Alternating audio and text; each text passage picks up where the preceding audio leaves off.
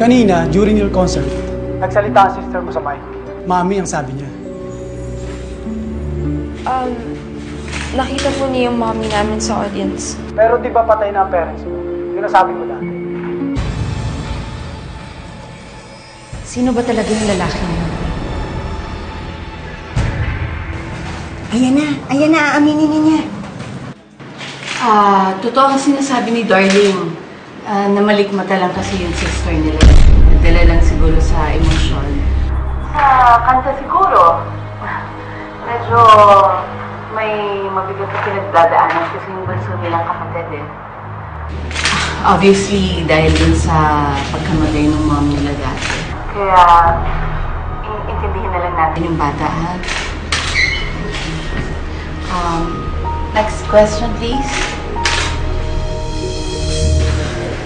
Ano ba nangyari dyan kay Ate Darling? Di ba nagsabi na siya magsasabi siya ng totoo? Ba't pa na kasi pinagsalita yung manager niya na yan?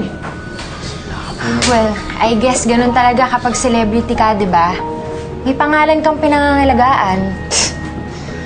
Mas importante ba yan kasi sa pamilya niya? Nangako sa akin si Darling na sasabihin niya ang totoo.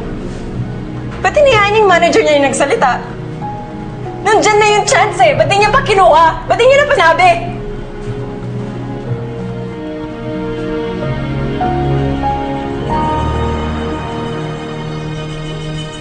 Darling, hope you understand kung bakit ko ginawa yun, ha? Protektahan lang kita. Baka ito ang tamang panahon para malaman nila ang totoo.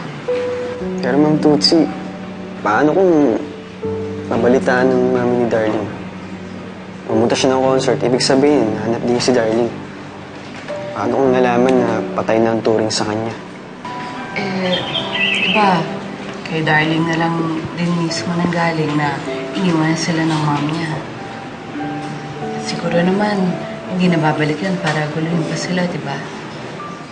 Pero mami ko pa rin po siya. At hindi tama na ituring ko siyang patay.